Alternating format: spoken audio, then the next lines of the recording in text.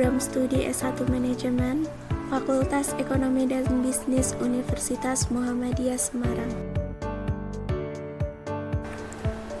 Pada kesempatan kali ini, saya akan mempresentasikan perubahan dan inovasi organisasi sebagai tugas mata kuliah teori organisasi yang diampu oleh Bapak Dr. Firdaus SM MM. Materi pembahasan dari perubahan dan inovasi organisasi yaitu 1. Pengertian dan jenis perubahan organisasi, 2. Manajemen perubahan organisasi, dan 3. Pandangan tentang perubahan. Pengertian dan jenis perubahan organisasi. Perubahan organisasi merupakan fenomena yang tak terhindarkan dalam dinamika operasional dan strategi sebuah organisasi. Dalam konteks persaingan global yang semakin ketat, organisasi harus mampu beradaptasi dan melakukan perubahan untuk tetap relevan dan kompetitif. Jenis perubahan dalam organisasi yang pertama yaitu perubahan terencana dan tidak terencana. Perubahan dapat merupakan perubahan terencana atau planned change atau perubahan tidak terencana atau unplanned change. Planned change adalah aktivitas perubahan yang disengaja dan berorientasi pada tujuan.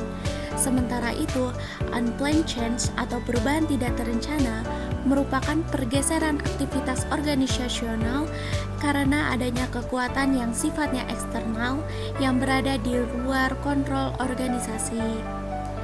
Kedua, perubahan struktural. Perubahan organisasi dilakukan untuk suatu tujuan tertentu sehingga perubahan disesuaikan dengan target sasaran yang ingin dicapai target dan sasaran yang dicapai antara yang satu dengan yang lain. Mungkin berbeda meskipun jenis organisasinya sama. Perubahan organisasi dalam mencapai sasaran dan tujuan akan merubah struktur organisasi guna mencapai sasaran dan tujuan yang telah ditetapkan. Kemudian, manajemen perubahan organisasi. Manajemen perubahan didefinisikan sebagai metode dan tata cara yang digunakan perusahaan untuk menggambarkan dan menerapkan perubahan dalam proses internal dan eksternalnya. Ketika tujuan, proses, atau teknologi organisasi berubah atau bertransisi, perubahan signifikan ini dapat menjadi tantangan dan memerlukan kerjasama berbagai entitas independen dalam suatu organisasi.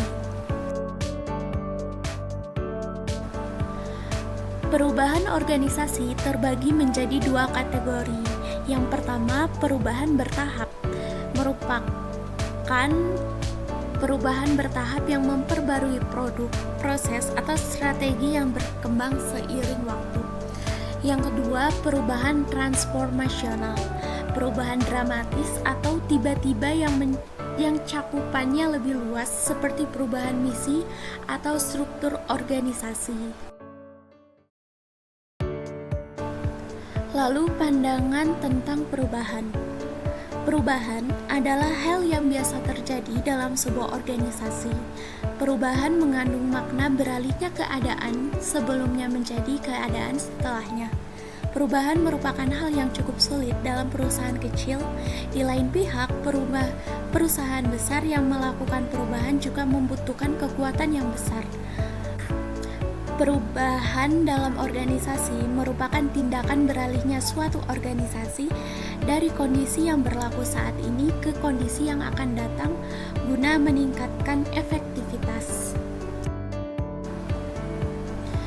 Dikutip dari jurnal yang ditulis oleh Choi Mei Chen yang berjudul Organizational Change and Development, perubahan pada organisasi dapat dikarenakan oleh 3 teori, yaitu yang pertama teori teleologikal yang menjelaskan bahwa perubahan pada organisasi terjadi karena organisasi ingin menjadi yang lebih baik dengan selalu mengevaluasi, eksekusi, merancang tujuan-tujuan baru dan sebagainya.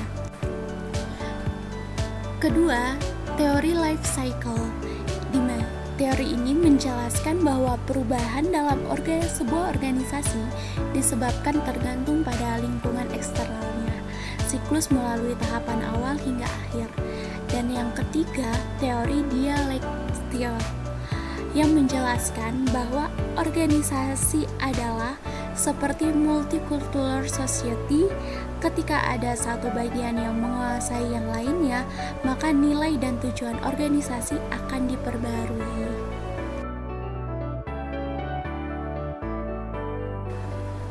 Kesimpulan dari materi yang telah saya paparkan, perubahan dan inovasi merupakan elemen esensial bagi kelangsungan dan keberhasilan organisasi di tengah dinamika lingkungan bisnis yang terus berubah.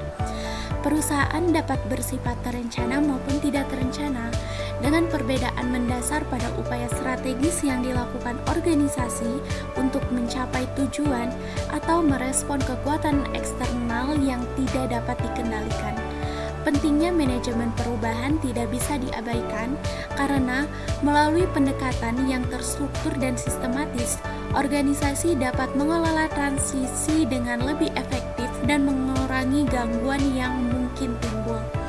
Secara keseluruhan, perubahan organisasi mencakup aspek-aspek seperti visi, strategi, budaya, struktur, teknologi, dan kepemimpinan.